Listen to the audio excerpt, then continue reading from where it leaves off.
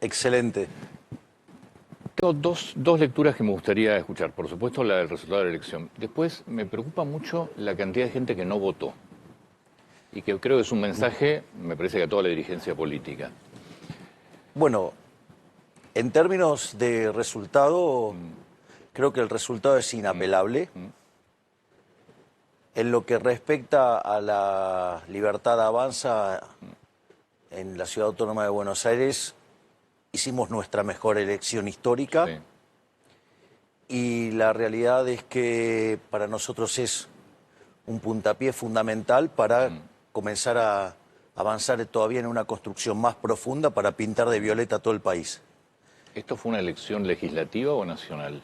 Es una elección que era legislativa, distrital, pero que la concatenación de errores del jefe de gobierno la nacionalizaron. Concretamente, yo había señalado que teníamos que ir juntos en todos lados. Eso hizo que el jefe de gobierno y su espacio se pusieran paranoicos y temerosos con el control de algunos aspectos de la ciudad que los pusieron muy incómodos. De esa manera desdoblaron las elecciones, lo cual claramente genera fastidio en la gente. Digamos, toda la gente está haciendo un esfuerzo enorme y los políticos, para cuidar sus territorios o sus negocios, llaman espuriamente a una elección desdoblada, y eso tiene como contraparte que la gente se cansa, y eso es un claro, digamos, golpe también a la decisión del jefe de gobierno. Además, tal como yo había anticipado, esta disputa iba a generar ruidos digamos, en una parte del espectro ideológico que podría terminar favoreciendo al kirchnerismo, digamos, que estaba representado por Santoro. Y la realidad es que, aun cuando yo avisé eso, no dudaron en contratar como jefe de campaña a una basura humana impresentable, repugnante, como es el caso de Gutiérrez Rubí, digamos, quien viene contaminando y envenenando la política argentina desde la época de Cristina Fernández de Kirchner, a quien asesoró, igual que a Alberto Fernández, igual que a Scioli. No le dio mucho resultado en términos electorales. Bueno, está bien. Igual, digamos, lo asesoró a Massa y me hicieron a mí la campaña más sucia de la historia. Y la realidad es que después, cuando uno ve la campaña, replicaron el mismo modelo violento de agresión, digo, pero sumado a la psicopatía, ¿no?, de que eran los que agredían y después decían que ellos eran los agredidos. O sea, ha sido verdaderamente la concatenación de escándalos y errores que han cometido desde el PRO, digamos, son verdaderamente impresionantes. Presidente, viene una campaña ahora, una elección que es la legislativa de la provincia de Buenos Aires, donde también se desdobla. Yo acá hago la salvedad, se desdobla, pero tiene un aparato de movilización diferente el peronismo en la provincia. Y la sensación es que las cosas que se dijeron entre Macri y usted son de difícil retorno. ¿Qué va a pasar en la provincia de Buenos Aires? A ver, nosotros venimos trabajando con muchos dirigentes del PRO en la provincia de Buenos Aires. Eso está muy avanzado, a pesar de que le guste o no a Macri. O sea, Macri, lo que pasa es que cree que él es el que quiere llevar a cabo ese proceso, y los dirigentes están tomando nota de que el PRO es una herramienta que quedó obsoleta, no es una herramienta que esté en condiciones de poder terminar con el kirchnerismo. Además, en ese sentido, son muy parecidos al kirchnerismo porque son parte del partido del Estado. Fíjese, Antonio, que durante la campaña, si yo le digo, por ejemplo, esta política, no hay que tocar el Estado, no a la motosierra. Digo, en eso, Santoro, digamos, que es kirchnerista puro, digamos, coincidía, digamos, con los Macri. Si yo le digo, ir con la obra pública, que es obvio que es un escándalo de corrupción, porque la plata está, pero digamos las obras no aparecen. Digo, ¿qué diferencia hay entre lo que propone el kirchnerismo y lo que propone el PRO? Ninguna. Es más, algunos candidatos del PRO proponían ingreso mínimo universal. Es una propuesta directamente de la izquierda. Una candidata proponía controlar las tasas de interés, o sea, digamos, bien, digamos, Pero entonces, ¿qué espacio hay de negociación con el PRO? Por lo que usted define, es más razonable una alianza pro-kirchnerismo que el pro-Libertad Avanza. Bueno, hay alguna parte del PRO que se tiene que sincerar y decirle a la gente que los estafó, que son unos estafadores y que en realidad se pusieron de ese lado para ver si podían ganar una elección y pegar un cargo, pero que igual siguen teniendo ideas de izquierda. Ahora, eso por un lado, pero aquellos que estén dispuestos a abrazar las ideas de la libertad, nosotros los vamos a recibir a todos, los vamos a abrazar a todos y, digamos, y vamos a hacer un espacio, digamos, en el cual vamos a hacer que todo lo que es del espectro centro-derecha, digamos, o sea, digamos, va a estar incluido y nosotros tenemos confianza que en eso vamos a avanzar fuertemente. Las negociaciones están muy avanzadas y nosotros creemos que en la provincia de Buenos Aires vamos a dar otro batacazo. Bien, eso es con dirigentes. Usted dijo en las elecciones, ayer cuando fue a votar, después de la denuncia de Macri sobre el uso de inteligencia artificial, campaña sucia por un video que se publicó en redes, usted dijo que Mauricio Macri estaba... Es un llorón. Es un llorón. Bueno, es un llorón y que parece un chico de cristal. Le contestó Macri anoche. Escuché, me gustaría conocer su respuesta también. Sí, lo escuché. Sí. Yo le diría, yo le hago un acuerdo, le hago una propuesta, ¿no? Yo le hago una propuesta, Javier, porque sí, por ahí lo vean anoche, ¿no? Sí, sí. Digo, Javier, yo dejo de llorar por las maldades y perversiones de tu entorno, y si vos dejás de llorar por las cosas que dicen los periodistas y los economistas, hacemos un acuerdo. Entonces digo, la realidad es esa, ¿no? Bueno, lo primero que me parece condenable es la primera parte de la declaración. Digamos, acusa a mi entorno de cosas que... A ver, por un video final de... A ver, digo, yo entiendo que él para algunas cosas ya está grande y no las entiende. Su espacio parece que tampoco lo entiende, o sea, porque evidentemente las redes sociales tienen una lógica. A mí, por ejemplo, ese video me lo pasó un periodista. Porque la verdad yo estaba trabajando con los temas de lo de las inundaciones, ¿no? Sí. De Zárate, Campana, y estábamos con Patricia Bullrich y con Petri. Yo, digamos, cuando aparecen este tipo de eventos, no voy al inicio, porque en realidad es un estorbo. Le cuento cómo es, si me lo permite. Por favor. ¿Qué es lo que pasa? Cuando yo llego a un lugar, toda la gente que está trabajando viene y me hace un reporte. Y todos se quedan durante el reporte. Eso puede llegar a demandar 3 o 5 horas, según el tamaño del problema. Y esas primeras horas son cruciales para vidas humanas, o digamos, o sea, o todo tipo, o animales o demás, mascotas. Entonces, es crucial ese momento. Entonces, entre hacer la del político inmundo que prioriza su foto para mostrarse como cercano a la gente, digamos, generando el riesgo que se pierdan vidas, bueno, yo prefiero que la gente especialista trabaje, que nadie los moleste y que en esas horas cruciales resuelvan problemas y yo, digamos, monitoreo desde afuera. O sea, entonces yo, digamos, estaba trabajando con ese tema. Un periodista, digamos, me manda un tuit, yo lo veo, le digo, la verdad que me parece súper gracioso, digamos, porque aparte está mal hecho. Sí, estaba bien hecho, sí. O sea, está hecho de un modo que, digamos, está claro que es una broma. Y en esa broma, además, al menos el tuit que me habían enviado, además quedaba claro que era una broma.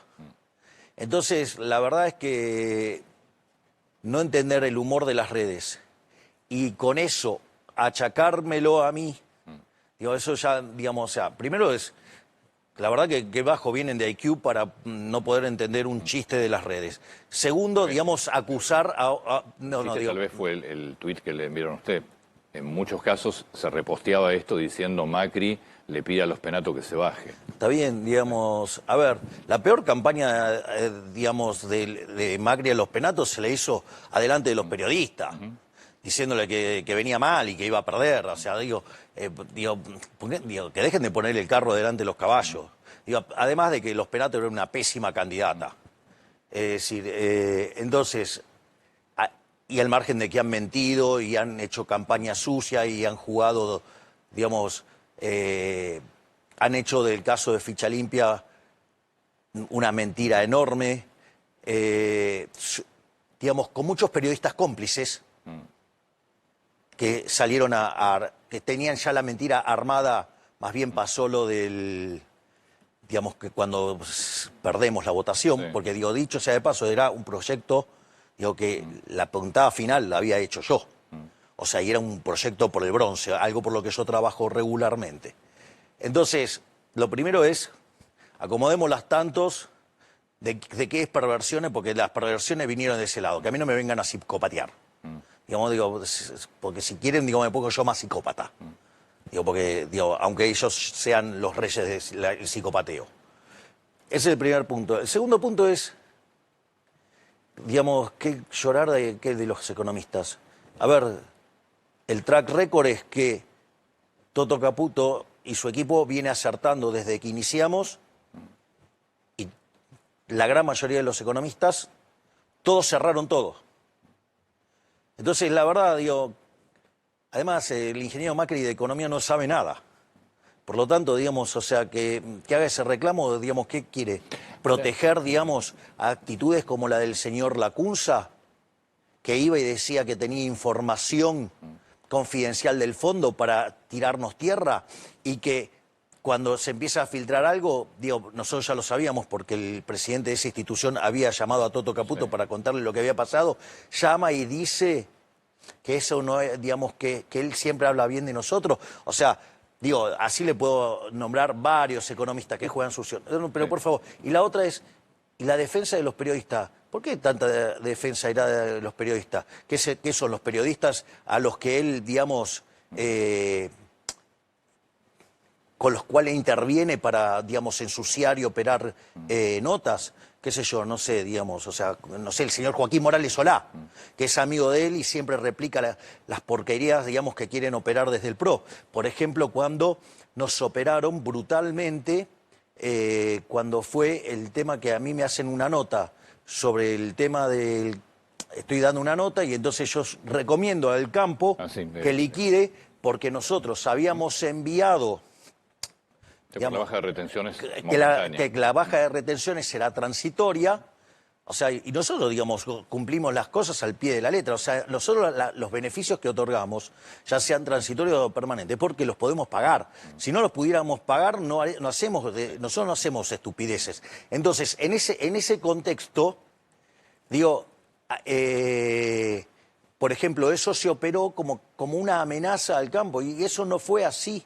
Es más, esas bajas transitorias de las retenciones se hizo porque la situación del campo era muy complicada. Entonces, digamos, se le liberaron un montón de recursos justamente para que pudieran oxigenarse. Entonces, y fíjese esto, que Joaquín Morales Solá miente descaradamente sobre eso, y entonces el profesor de Pablo le dice...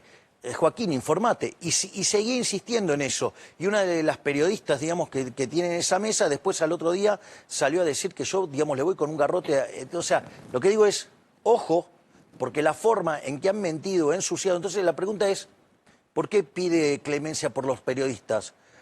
Salvo que sea que esos periodistas mienten a instancias de pedidos de él. ¿Es irreconciliable la relación con Macri, evidentemente, o no? No, yo no, digamos, algunas cosas... Por las cosas que se dijeron, ¿no? No, digo, las cosas graves las dijo él, yo no dije nada grave sobre él. Yo lo único que hago es, si usted me pega, digamos, yo me voy a defender. O sea, yo creo en el principio de una agresión, eso no quiere decir que yo sea un pelotudo que me deje pegarse, digamos, sin respuesta. Si usted me agrede, yo, digo, me voy a defender. ¿Lo van a invitar a Macri a hacer un acuerdo para la provincia de Buenos Aires? Ese acuerdo está avanzando independientemente de Macri. Eso está avanzado independientemente de Macri. ¿O acaso ignoran las fotos en las que estaba mi hermana, Sebastián Pareja, Lule Menem, digamos, Cristian Ritondo, el Colo Santilli y José Luis Espert? Digo, ¿que no las vieron las fotos? Esto va más allá de Macri. Usted insiste con un acuerdo de dirigentes. Sí, obviamente, claro. Y digamos, lo que pasa es que, bueno, quizás Macri deba entender que su momento pasó. Presidente, lo saco de la parte política. La semana pasada se esperó, lo decía el propio Adorni, el proyecto, no sé cuál va a ser el nombre, usted habla de revolución monetaria, Caputo habla de poder utilizar los dólares del colchón. Se esperó hasta la semana pasada, finalmente la semana pasada no estuvo. Había algunas versiones, una que la versión de ustedes, o la definición de ustedes para no contaminar la elección. Otra es que había problemas legales que no estaban resueltos. Vi definiciones que todavía quedaban cuestiones legales por definir. Y que no querían un día antes de la elección. No, el punto es el siguiente. Nosotros, a ver, la verdad es que la medida es revolucionaria en lo monetario. Argentina tiene un PBI, digo, de 600.000 millones de dólares. Y los argentinos en el colchón tienen, las estimaciones oscilan entre 200.000 y 400.000 millones de dólares. Quiere decir que oscila entre el 33 o el 66% del PBI. Digo, eso implica una inyección de fondos dentro de la economía que podría generar una aceleración de la tasa de crecimiento enorme. Digo, ese es el marco general. Ahora, ese premio, por más grande que sea, no justifica cualquier movimiento. Nosotros tenemos que chequear todas las instancias y estar seguro que esto va a funcionar. O sea, yo ahora entro, con lo cual, por eso no salió. Digamos, obviamente que electoralmente hubiera sido un golazo, pero el punto es, yo no me, digamos, yo por rascar más votos no voy a arriesgar una medida y que nos pueda generar algún tipo de problema. Es decir, la medida tiene que tener una característica que pueda ser irreversible. Básicamente, ¿por qué están esos dólares en el colchón? ¿Por qué están esos dólares fuera del sistema?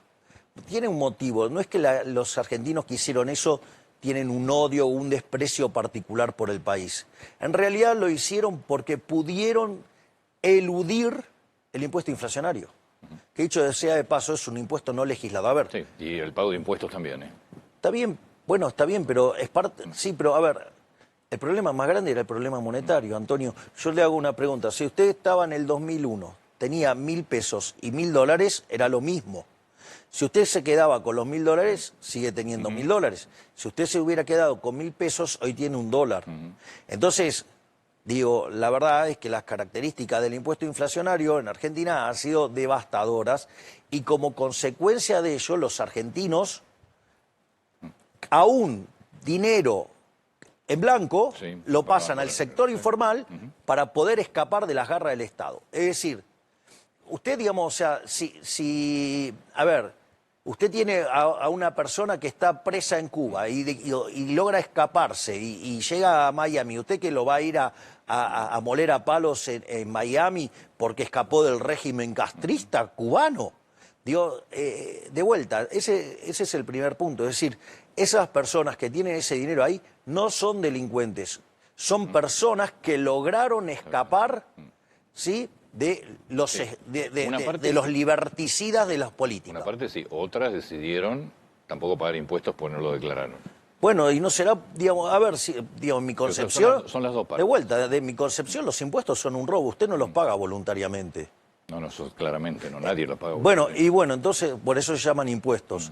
Por eso a mí me irrita cuando al pagador de impuestos le dicen contribuyente. Yo no uso el término ese, me parece ofensivo. Es más, nosotros vinimos a bajar impuestos. Fíjese que esto es muy interesante, ¿no? Nosotros salió el número fiscal el otro día. Digamos, en el primer cuatrimestre acumulamos un poco más de 0.6 del PBI. Si eso usted lo anualiza, estamos en 1.7. La meta que teníamos en el fondo era de 1.3 en el resultado primario. Bien. Ahora, por una cuestión de prudencia, yo lo decidí llevar a 1.6 y hoy, digamos, si anualiza el número que conseguimos es 1.7. Ahora, es interesante porque esto lo logramos bajando casi 2,5 puntos de impuestos. O sea, que nosotros estaríamos entrando al año electoral haciendo un equilibrio fiscal de 4 puntos del PBI primario. O sea, usted se da cuenta, eso no lo vio nunca en la historia argentina. Además de entrar con la cantidad de dinero fija. Y además, digamos, liberamos el mercado de cambio en un año electoral cuando todo decía que lo íbamos a hacer en noviembre. Ahora, dicho esto, una de las cosas que nosotros tenemos planeado, y ahí el ministro Caputo mostró 2 senderos posibles. Sí. Dijo, si de acá a que y suponiendo que estuviéramos 2 periodos, y la economía creciera al 6 y devolvemos 1,5 puntos del PBI por año, en ese caso, digamos, más conservador, le estaríamos devolviendo a los argentinos 420.000 millones de dólares. Y si lográramos expandirnos al 8%, crecer al 8%, estaríamos 550.000 millones de dólares, o sea, más que la deuda. ¿Me comprende? Entonces, porque nosotros consideramos que cuanto más chico es el tamaño del Estado, usted le está devolviendo los recursos a la gente, o sea, y usted, digamos, pasa a estar muchísimo mejor, o sea, usted le da más libertad tener menos impuestos. Esto es un tema no menor. Quien mejor hizo esta definición originalmente fue Federico Sturzenegger. Es decir, esa idea inmunda, deplorable, que es la idea del Estado presente, cuando el político le está diciendo que quiere un Estado más grande, lo que le está diciendo es que le va a meter la mano en el bolsillo para sacarle plata. Eso es lo que tiene que entender la gente. Que la mayor crueldad, digo, porque el sensiblero Zambaca, digamos, el modelo de la crueldad. No, la crueldad es el ajuste presente, porque le revienta el bolsillo a la gente de bien, a la gente que trabaja. Y claro, como él es un parásito que toda su vida vivió del Estado, claro, le parece súper cruel, porque, digamos, los ñoqui y todos esos inútiles, digamos, que no sirven para nada, pero viven a costa de los demás, y sí, la van a pasar mal. Y sí, digamos, pero me parece que lo lógico es que uno trabaje, no, digamos, vivir el trabajo ajeno. ¿Volvemos al proyecto? Sí, claro, cómo no. ¿Qué va a pasar? Porque lo que plantean muchos es, mirá que hay dinero, primero hay dinero que no está declarado, que muchas veces sí pertenece dinero en blanco que pasó al circuito negro, a otras veces es dinero directamente en negro. Después, ¿qué pasa con las medidas de seguridad? ¿Cómo te aseguras que ese dinero no viene de narcotráfico, no viene de actividades ilícitas, más allá de la evasión de impuestos? Y después, ¿qué pasa con la gente que siempre cumplió? A ver, vamos por parte. ¿Qué definimos como ilícito? Digamos, ¿qué es lo que se define? Digamos, porque la gente que intentó protegerse de los políticos ladrones, digamos, o sea, son héroes, ¿no? Digamos, delincuentes. No, básicamente vamos a todo lo que te marcan las normas de seguridad internacional. Ahí, digamos, sí, pero lo que pasa es que las normas internacionales no tienen ley penal cambiaria y cepos y esas aberraciones que tenía Argentina. Entonces, eso no es un tema menor. Segundo, aquellos, digamos, que básicamente viene de actividades, por ejemplo, porque yo escuché, digamos, algunos políticos ya, digamos, muy amortizados, o sea,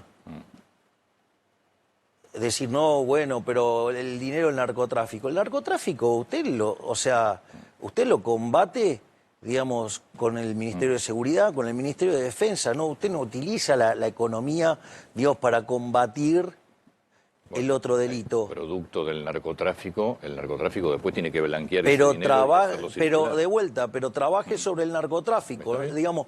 Entonces, ese es el punto. Y la otra es, ok, el que no se pudo escapar. Ahora digo, bueno, lo lamento por el que no se pudo escapar, digamos, o sea, pero el otro no hizo nada malo. Es decir, es una declaración de envidia. Es decir, el que pudo zafar, genial, o sea, y no lo tengo que castigar porque pudo huir del ladrón. O entonces, digamos, el que se quede en la cárcel lo tengo que premiar porque hubo alguien que pudo salir digamos, de la cárcel que nos imponen los políticos. No, está el que cumplió todas las reglas y todas las normas y leyes. Bueno, el que no cumplió. está bien, digamos quizás no tuvo el talento, o no tuvo las agallas, o no tuvo lo que fuera para salir del sistema. Es decir, de vuelta, ¿qué quiere que le diga? O sea, si todos hubieran logrado hacer lo mismo, quizás los políticos hubieran dejado de robarnos. Eso. O sea, digo, porque la dinámica es esa. No, a ver, yo, y lo dije 20 veces al aire, con lo cual no lo puedo repetir ahora, a mí me parece muy importante que se pueda utilizar el dinero que mucha gente en blanco tuvo que ir y comprar dólares en negro y pasar en negro un dinero completamente legal. Sí me preocupa el tema de controles sobre dinero que realmente no es de una evasión impositiva, y sí me preocupa también, digo, todos los que... Pero defínamelo y vemos si el problema o no. Digo, porque si de vuelta, si el problema es el narcotráfico lo combatimos con el Ministerio de Defensa y el de Seguridad. ¿Cuándo se va a reconocer esa medida? Se están trabajándose los detalles, digamos, con lo cual, cuando estén, digamos, nosotros de vuelta no nos vamos a apurar para sacar una medida. La medida va a estar cuando tenga que estar técnicamente impecable. Lo que sí le puedo contar es el porqué de la medida. Mire, el tema es el siguiente. En Argentina está pasando algo que no vio nadie, porque nadie tiene más de 123 años como para decir que lo vio. Es la primera vez en la historia argentina que usted tiene superávit fiscal, que usted tiene cantidad de dinero fija, Sí. y al mismo tiempo tiene tipo de cambio libre. Originalmente había 3 anclas, que era el ancla fiscal, el ancla monetaria, esas dos siguen. Antes teníamos un sendero de tipo de cambio. Al conseguir la cantidad de dólares que conseguimos, nosotros liberamos, entonces el ancla no es ahora el tipo de cambio, sino digamos que es el balance del Banco Central, que está capitalizado. Ahora, ¿qué es lo que sucede? Nosotros solamente vamos a intervenir en las bandas. Y dentro de las bandas el tipo de cambio es libre. Sí, bandas que cada vez van a ser más grandes. Exactamente, porque cada vez implica mayor libertad. Entonces, ¿qué es lo que ocurre? En ese sentido, la única forma que usted tiene para monetizar la economía es, digamos, venderle pesos a cambio de dólares a quien, digamos, quiera pesos. Entonces, otro le diría comprar dólares, pero nosotros usamos la terminología de otra manera para que la gente lo racionalice mejor. Dicho esto, ¿cuál es el problema? Argentina, la cantidad de dinero no crece o cae, porque básicamente nosotros tenemos superávit fiscal. Nosotros, por ejemplo, recaudamos por mes 1/3 de la base monetaria amplia. Y encima hacemos superávit. Entonces, digamos, eso genera una situación de que la cantidad de dinero, digamos, se contrae. El otro elemento que sucede es que la monetización de Argentina es muy baja. La cantidad de dinero que tienen los argentinos en términos de PBI es muy baja. Debe ser 6,5 del PBI, debería estar entre 13 y 15. Evidentemente, toda esa monetización, digamos, en algún momento va a pegar un salto a la demanda de dinero, y eso también va a traer una situación de que los precios vayan para abajo. Entonces, contraigo la cantidad de dinero, genera un movimiento deflacionario. Aumento la demanda de dinero, me genera un movimiento deflacionario. Y tengo crecimiento económico, me genera un movimiento deflacionario, porque me hace aumentar más la demanda de dinero. Y como tengo la cantidad de dinero fija, me desploman los precios. Dentro de esos precios está el tipo de cambio. Ahora, ¿qué es lo que pasa? Eso hace que en la dinámica virtuosa de la economía, ese aumento de la demanda de dinero... Falta moneda. Claro. Y cuando a usted le falta moneda, la forma en que se corrige eso es con la deflación. Ahora, usted para corregir por deflación tiene que tener acompañada toda la estructura contractual de la economía. Naturalmente, después de 90 años de Banco Central, la estructura contractual de la economía está diseñada para una economía inflacionaria, no para una economía, digamos, que tiene deflación y que además crece. Como no está diseñada para eso, En el medio, entre que aprenden los agentes y todo, digamos, dada la velocidad de ajuste, por ejemplo, en el tipo de cambio, usted puede mandar a la quiebra un montón de empresas y puede llegar a limar el crecimiento económico, que es clave para seguir sacando a Argentina de la pobreza. Que dicho sea de paso, este gobierno que no tiene corazón, que es cruel y no sé qué cosa, sacó 10 millones de personas de la pobreza. Entonces, en ese contexto es que nosotros habilitamos la dolarización endógena. ¿Para qué? Porque como la cantidad de dinero en la economía la determinan los individuos, que sean los individuos poniendo los dólares en el sistema y que, digamos, moneticen la economía los propios individuos. Y no lo hace el Banco Central. Entonces eso no genera presión inflacionaria, nada, porque está calzado con las transacciones, no tiene ningún problema. Lo único que sí va a generar es, como los impuestos se van a seguir pagando en pesos, evidentemente el peso se va a seguir fortaleciendo como moneda, porque usted cuando pague los impuestos, supóngame lo siguiente, usted va a un lugar con $100.000, se compra, no sé, algo de $100.000, paga el IVA $21.000. Digamos, esos $21.000 hay que pagarlo en pesos, entonces eso genera una demanda de pesos y va a haber, digamos, por el efecto fiscal, va a haber una apreciación. Me van a preguntar dónde serán los $100.000. Ese es el punto central. Porque la pregunta es, ¿pero si hoy existe competencia de moneda? Bueno, la clave es que nadie le pregunte de dónde usted sacó los dólares. Es más, a mí no me importa dónde sacó los dólares. No me importa en lo más mínimo. Es decir, las cuestiones de economía se arreglan en la economía. Las cuestiones de otro tipo se arreglan en el plano jurídico y legal. Eso es lo que hay que entender, no hay que estar mezclando. En economía, eso Robert Mandel, en un libro de 1968, un clásico de economía internacional monetaria, lo llamaba principio de clasificación efectiva de los instrumentos de mercado.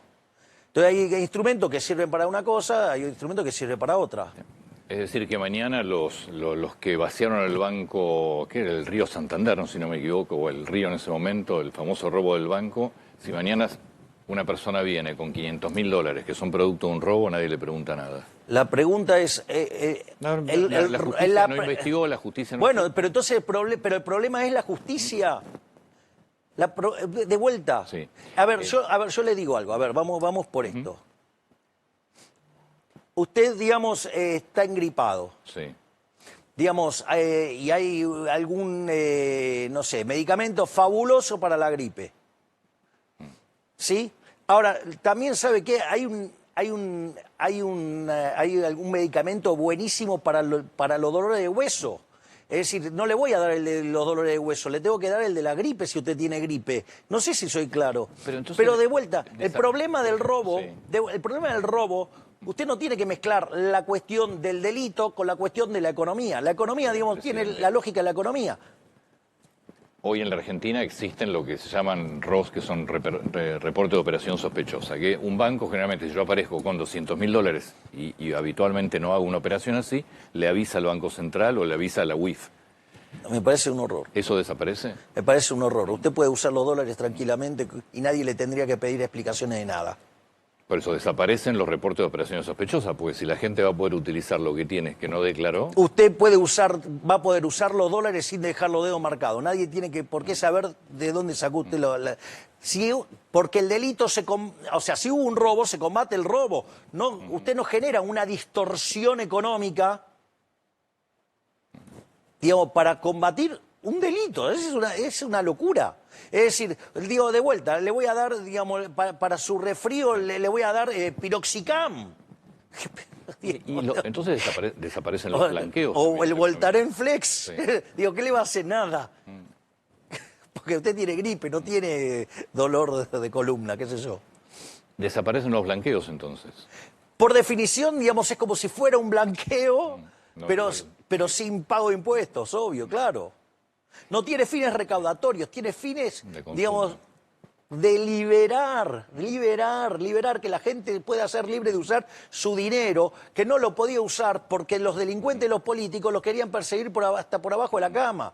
Es decir, todo era recaudatorio. Está bien, eso hay que explicárselo a Arca. No, ¿y a usted qué le parece? ¿En qué estamos trabajando? Está trabajando Arca, está trabajando el Ministerio de Economía y está trabajando el Banco Central. Ahora. Y tiene un testeo digamos, desde el Ministerio Igual, para que Justicia. sea, como usted planteó, irreversible entre comillas, en la Argentina no hay nada, tiene que ser por ley, no por decreto. Utilizaremos los instrumentos que tengamos disponibles para hacerlo. Y no hay fecha. Las medidas van a estar cuando estén perfectamente confeccionadas. Fue lo mismo que el cepo. Nosotros dijimos, las condiciones para el cepo eran estas. Sí. Salvo que aparecieran 15.000 millones de dólares. Sabíamos que con 12.000 salíamos. Aparecieron 20.000 cash, listo. Y todo decía, no, porque el año electoral no lo va a hacer. Y, digamos, era una medida pro libertad. Sacar el cepo era a favor de la libertad. No hay nada con lo cual negocie la libertad. Ni año electoral, ni nada. O sea, yo lo que quiero que quede claro, que yo voy a hacer lo que debo hacer. Yo voy a hacer lo que debo hacer. Y no me importa ni el ciclo político, ni el... No, yo voy a hacer lo que tengo que hacer. Entonces, yo veo un contexto internacional que se había puesto más complicado y que requiere mayor resultado de la cuenta corriente. Ok, ¿cómo hago más resultado de la cuenta corriente? Puedo agarrar, subir impuestos, que no me gusta. Puedo, por ejemplo, devaluar y perjudicar a los más vulnerables, no me gusta. Entonces, ¿qué hice? Le puse mayor ajuste al sector público. ¿Me comprende? O sea, todas las medidas tienen un origen moral. El origen es moral. Cuando estuvimos con el profesor Huerta de Soto, cuando yo le entrego la orden de mayo, una de las cosas que hice fue hacer énfasis en una contribución de él que se llama la teoría de la eficiencia dinámica. Es una maravilla el trabajo, no me voy a poner a explicarlo acá, pero lo más interesante es la conclusión del trabajo. Porque usted, digamos, la eficiencia dinámica vendría a ser el contexto donde usted logra que haya un mayor crecimiento económico. Vendría a ser simplificado, ¿no? Caricaturizado, pero, digamos, divulgable. En ese contexto, ¿cuál es el arreglo normativo que genera esa mayor expansión? Y en realidad es abrazar las ideas de la libertad. Ahora, las ideas de la libertad tienen atrás de ello toda una concepción moral, filosófica, ética. Entonces, cuando usted respeta y abraza los valores de Occidente, usted puede no saber nada de economía. Pero si hace lo que corresponde en términos éticos y morales, usted tiene una economía próspera. De lo que se planteó en campaña, ¿qué falta? Nada, cumplimos todo. Esto es interesante, porque antes de abrir el cepo ya estábamos en 97% de cumplimiento, ya cumplimos todo. Digo, abrimos el cepo porque la competencia de monedas, que era lo que yo había planteado, está en marcha y la dolarización ocurre endógenamente. En la medida que la gente empiece... Porque la pregunta es ¿por qué hoy no ocurre? Bueno, justamente no ocurre porque la gente deja marcado a los dedos cuando gasta los dólares. Entonces... También es un problema de confianza, ¿eh? En una Argentina... No, bueno, digo, sáquele el arca de encima y va a ver cómo va a funcionar. Digo, esa es la realidad. Entonces, la realidad es que hoy, a 1 año y medio, hemos cumplido todas las promesas de campaña. Hemos hecho 2.000 reformas estructurales. Es decir, cuando yo digo somos el mejor gobierno de la historia, yo digo, tengo un fundamento de por qué digo esto. Mire, hay un trabajo maravilloso de Gerardo de la Paulera, Osoli e Irigoyen que se llama Passing the Buck, que toma un indicador que se llama índice de presión macroeconómica y lo que sirve para comparar el desempeño de distintos gobiernos. Entonces queda como primero el primer gobierno de Menem. Bueno, nosotros reformas estructurales hicimos ya 20 veces más que las que hizo Menem. Digo, pero nada más que Menem en el primer gobierno 6 años, nosotros la hicimos en 1 año y medio.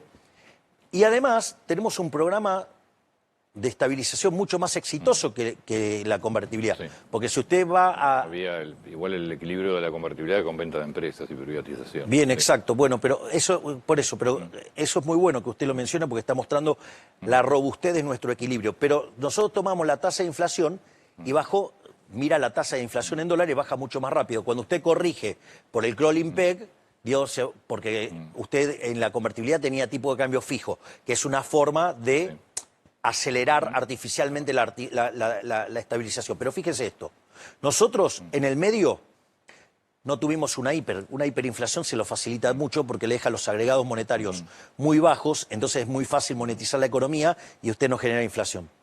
El segundo punto, que tampoco es menor, nosotros no expropiamos, nosotros no hicimos un plan Bonex. No solo eso, a diferencia de otros programas, nosotros hicimos recomposición tarifaria. Esto se hizo con recomposición tarifaria, sin fijar el tipo de cambio y además sin privatizaciones, es todo genuino. Es decir, por eso cuando nosotros decimos, yo ya la vi, no, vos no la viste nunca. No la viste nunca porque nunca viste, somos el primer gobierno que tenemos equilibrio fiscal en el plano financiero, en serio. O sea, porque hay 8 casos más donde tenemos equilibrio financiero, pero no estábamos pagando la deuda. Digo, eso es un chiste de mal gusto, por decirlo de alguna manera. Entonces, la realidad es que nosotros, es como que diga, sí, yo tengo las cuentas en orden, pero sigue teniendo la tarjeta de crédito impaga. Es decir, que lo único que faltaría, de acuerdo a lo que se planteó en campaña, es la dolarización endógena. Que está ocurriendo, lo que pasa es que, digamos, esto lo que va a hacer es acelerarla más. Pero igual nosotros, o sea, nuestra agenda de reformas no termina todavía. Le cuento algo. Nosotros acabamos de ser condecorados por dos instituciones. Una por, digamos, la de los contribuyentes, digamos, por haber bajado impuestos. Pero no solo eso, sino que también fuimos condecorados por uno de estos institutos que mide la libertad económica. Ahora no me Heritage Foundation. Bien.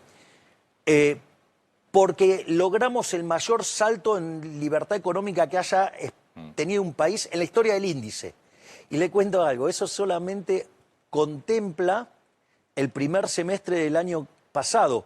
¿Esto qué quiere decir? Solamente el DNU 7023. Imagínense cuando se incorpore lo que tiene que ver con la ley bases, más, digamos, ahí está, las 900 reformas que hizo Federico Sturzenegger. O sea, porque en ese momento ya estábamos en 1700. Entonces, digo, nosotros, nuestro objetivo es que Argentina sea el país más libre del mundo. ¿Por qué? Porque aquellos países que son más libres crecen el doble que los países reprimidos, tienen un PBI per cápita 12 veces más grande, tienen 25 veces menos de pobre en el formato estándar, 50 veces menos de pobre en el formato extremo. Entonces, esa es la agenda es seguir haciendo reformas para ser cada vez más libres. Es decir, eso incluye reformas en todos los mercados y donde claramente la reforma más grande y más desafiante, por la cual nosotros necesitamos seguir cosechando apoyos, es en el plano impositivo. Por ejemplo, una de las cosas maravillosas que se le ocurrió a Toto Caputo es, por ejemplo, la del IVA. Separar el IVA nacional del IVA provincial. Entonces, digamos, se cobra un impuesto, la nación cobra el 9%, y bueno, y después cada provincia que cobre lo que se le dé la gana. Con lo cual usted empieza a generar competencia fiscal.